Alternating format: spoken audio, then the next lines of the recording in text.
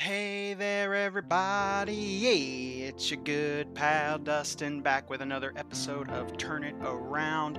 As always, I hope everybody had a wonderful and blessed Sunday. Hope you got to spend time with God in whatever way that looks like for you, whether it's going to church, reading your Bible, singing along to Christian music, or taking in Christian YouTube or TikTok content. Whatever way you spend time with God on Sunday, I hope you got to do it, and I hope you get to do it throughout the week, and I hope you have a wonderful and blessed week ahead.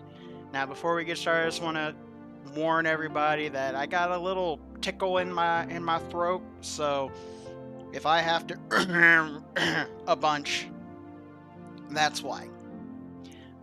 So hopefully I'm not trying to get sick. Hopefully it's just a little tickle in the back of my throat. Hopefully that's all it is. But yeah, just wanted to make you aware and warn you of that, just so you can be expecting the clearing of the throat constantly. So anyway, we're on episode 120, continuing our study of Esther. We are on day 2 of the study, and day 2 is titled True Beauty. And now, I did find out, at least for this one too, that I'm going to have to split it into 2 parts. So much like last time, I'm going to go through the chapter, give a summary, answer the first 3 questions, and then next week we'll answer the last questions and then move on to day 3. Excuse me. So, with all that being said, let's get started. So, Esther 2. Hopefully, my throat, my voice will let me get through this. So, here we go. 1, 2, 3. Later, when King Xerxes' fury had subsided, he remembered Vashti and what she had done and what he had decreed about her. Then the king's personal attendants proposed, "Let a search be made for beautiful young virgins for the king. Let the king appoint commissioners in every province of his realm to bring all these beautiful young women into the harem at the citadel of Susa. Let them be placed under the care of Hegai, the king's eunuch, who is in charge of the women, and let beauty treatments be given to them. Then let the young woman who pleases the king be queen instead of Vashti." This advice appealed to the king, and he followed it. Now there was in the citadel of Susa a Jew of the tribe of Benjamin named Mordecai, son of Jair, the son of Shimei, the son of Kish, who had been carried into exile from Jerusalem by Nebuchadnezzar, king of Babylon, among those taken captive with Jehoiakim. I'm not sure if this it might be a typo from the site I got this from. So I'm not sure if it's Jehoiachin or it's supposed to be Jehoiakim, but I'm going to go with what's here. So Jehoiachin, king of Judah. Mordecai had a cousin named Hadassah, whom he had brought up because she had neither father nor mother. This young woman, who was also known as Esther, had a lovely figure and was beautiful. Mordecai had taken her as his own daughter when her father and mother died. When the king's order and edict had been proclaimed, many young women were brought to the citadel of Susa and put under the care of Hegai. Esther also was taken to the king's palace and entrusted to Hegai, who had charge of the harem.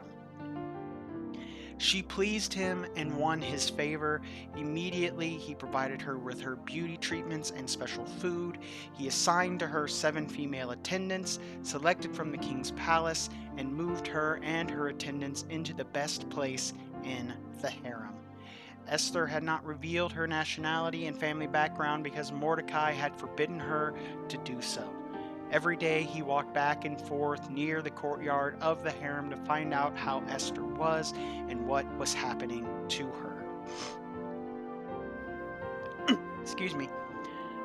Before a young woman's turn came to go in to King Xerxes, she had to complete 12 months of beauty treatments prescribed for the women, 6 months with oil of myrrh and 6 with perfumes and cosmetics, and this is how she would go to the king. Anything she wanted was given to her to take with her from the harem to the king's palace. In the evening she would go there, and in the morning return to another part of the harem to the care of Shashgaz, the king's eunuch, who was in charge of the concubines. She would not return to the king unless he was pleased with her and summoned her by name. When the turn came for Esther, a young woman Mordecai had adopted, the daughter of his uncle Abihail, to go to the king, she asked for nothing other than what Haggai, the king's eunuch, who was in charge of the harem, suggested. And Esther won the favor of everyone who saw her. She was taken to King Xerxes in the royal residence in the 10th month, in the month of Tebeth, in the 7th year of his reign. Now the king was attracted to Esther more than to any of the other women, and she won his favor and approval more than any of the other virgins. So he set a royal crown on her head and made her queen instead of Vashti. And the king gave a great banquet, Esther's banquet, for all his nobles and officials. He proclaimed a holiday throughout the provinces and distributed gifts with royal liberality. When the virgins were assembled a second time, Mordecai was sitting at the king's gate, but Esther had kept secret her family background and nationality, just as Mordecai had told her to do.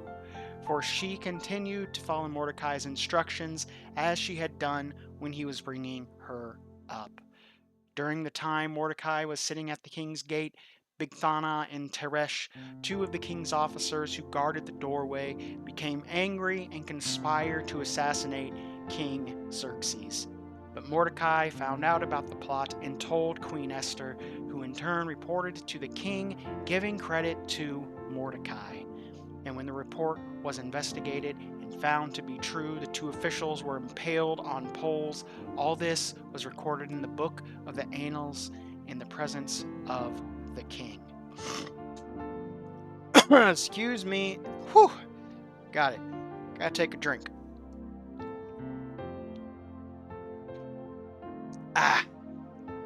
So, a lot happened.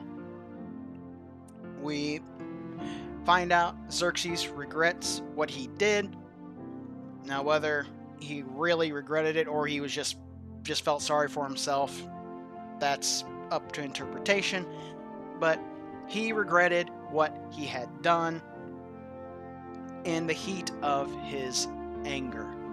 But because of his ego, because of his pride, he could not take back what he had done, as I would only imagine to him that would make him seem weak.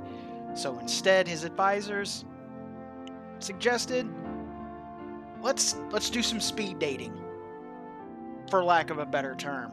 Let's do some speed dating. Let's get all the beautiful women in the provinces and see which one pleases Xerxes the most and will become the new queen. Of course, one of those women was Esther, Hebrew name being Hadassah, and she was the one ultimately that Xerxes chose. And then, of course, we get to Mordecai discovering the plot to assassinate him and stopping it, and yeah.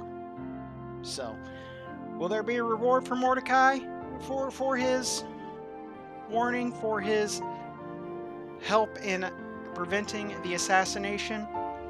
We'll have to wait and see. But, so the summary, translators of Esther were quite genteel in how they dealt the events of Esther 2. But it doesn't take much reading between the lines to know what was going on. Estimates of how many women were taken from their families to satisfy the king's perverse lusts have ranged from 400 to 1460. Saddest of all is that these misused young women lived the rest of their lives in a state of widowhood more than marriage. Each one would only come back to see the king if he delighted in her, unless he especially enjoyed her, which is from another translation. I think that's the New Living Translation. We cannot over-remind ourselves of how dangerous, enslaving, and destructive sexual sin is, whether it is through real sexual encounters or by viewing pornography or other similar things. Sexual sin can ultimately destroy our lives and has a damaging, victimizing effect on the others involved. Now, when it says genteel here, I can only imagine, phrased it in a nicer way. So, like I said, the way they wrote it, the way they translated it, made it seem like Xerxes regretted what he had done to Vashti, but maybe that was not the case. Maybe he was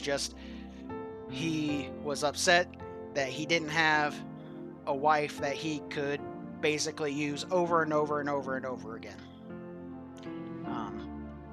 Now, this is just translations.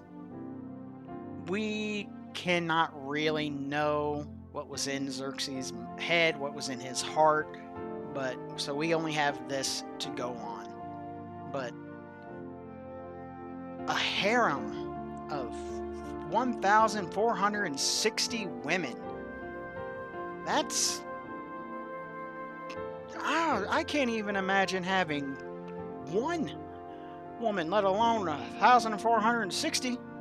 I don't know about you, but that's a lot. And how you could ever keep up with that many, I have no idea. I don't know if he took some kind of medicine or what, but dang. That's all I gotta say about that. Dang. But as bad as this is, because of these young women, in the end, basically lived in a state of widowhood. They basically lived as though their husband has been killed or not killed, but has died, because they were just part of the king's harem now. They couldn't go get married to somebody else. They were trapped in the king's harem, and they only got to be with Xerxes if he enjoyed her. So it shows how damaging sexual sin can be to others.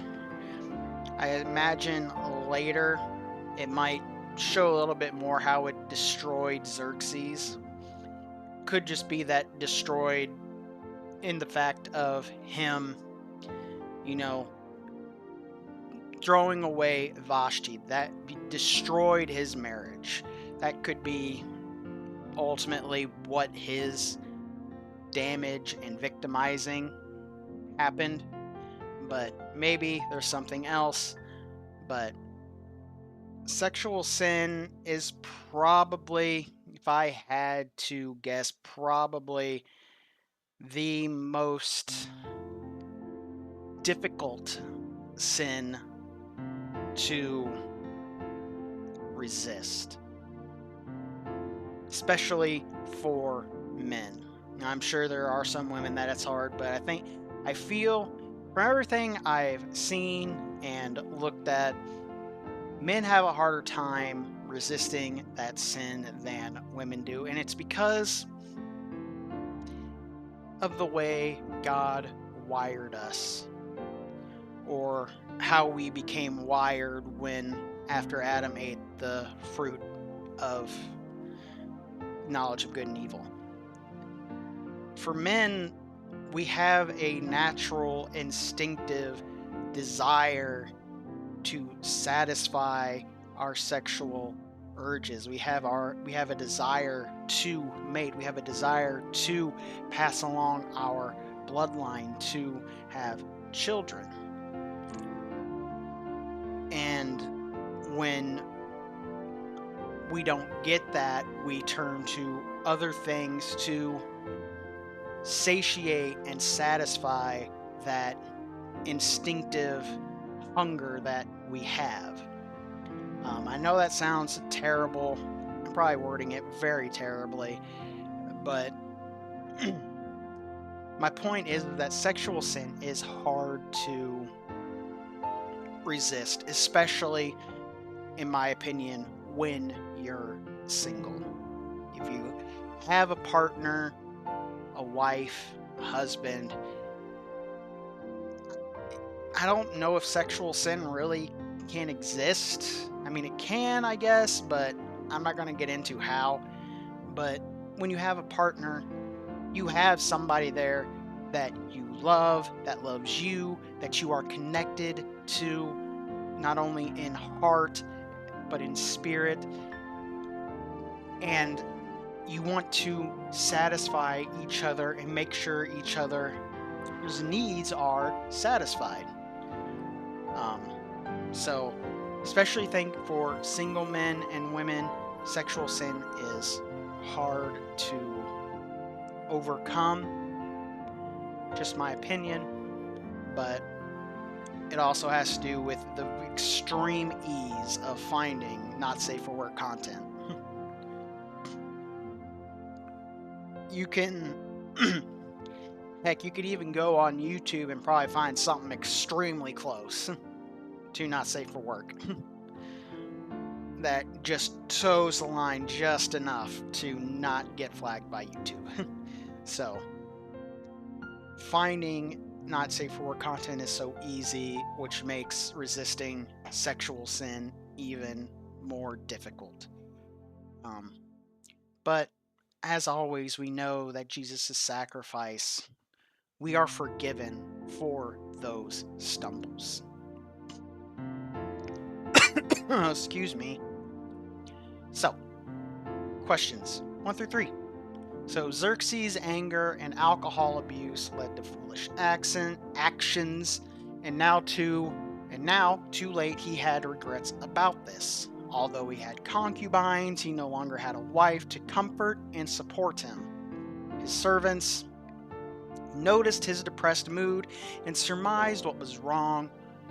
So what did they begin to propose, which would obviously catch his attention? And I already talked about it. They proposed basically to do speed dating, for lack of a better term. They brought in all the beautiful young women of the provinces and had them go to the king one after the other until the king found one that he liked the best, and then she became the queen. And of course, the one that he liked the best was Esther. So, rereading verses 5 through 9. Let's go back. So, 5. There it is. Now there was in the citadel of Susa a Jew of the tribe of Benjamin named Mordecai, son of Jair, son of Shimei, son of Kish, who had been carried into exile from Jerusalem by Nebuchadnezzar, king of Babylon, among those taken captive with King Jehoiakim, king of Judah. Mordecai had a cousin named Hadassah, whom he had brought up because she had neither father nor mother. This young woman, who was also known as Esther, had a lovely figure and was beautiful. Mordecai had taken her as his own daughter when her father and mother died. When the king's order and edict had been proclaimed, many young women were brought to the citadel of Susa and put under the care of Hegai. Esther also was taken to the king's palace and entrusted to Hegai, who had charge of the harem. She pleased him and won his favor. Immediately, he provided her with her beauty treatments and special food. He assigned her to her 7 female attendants selected from the king's palace and moved her and her attendants into the best place in the harem. So, what are some of the things that we read of Mordecai's historical and family background? Well, I don't know much about Mordecai's father and grandfather and all that, but we do find out that he was brought into exile. He was brought to where he was along with King Jehoiakim, king of Judah, after the Babylonian exile. So he was part of that. He was a victim of that exile, and because of that exile, when Xerxes conquered the Babylonians, then therefore the Jews went basically to be slaves of Xerxes, of the Persians. But we know that Mordecai's father, Jair, his father, his father, Shimei, and his father, Kish. So we know Mordecai's father, grandfather, and great-grandfather. Now, what those guys did, if anything, I'm not sure, but that's about all we get. We know that he took in his cousin Hadassah after her father and mother died and raised her as his own. So, in effect, Hadassah was Mordecai's daughter. Now, next we meet the amazing young woman that is the focus of the book, Esther. What was her original name, and what else do we learn about her? Well, her original name was Hadassah. That was her Hebrew name, and Hadassah means myrtle, like the myrtle plant, and that is the picture on the first slide, behind the words and whatnot, the background. Now, her name changed to Esther. That was her Persian name because if it was discovered she was a Jew, she was most likely going to meet a very bad end. So they kept that a secret. Persian name Esther means star, and that's kind of almost foreshadowing that she is the star of this show. We also learn that she is beautiful. She has a good, lovely figure.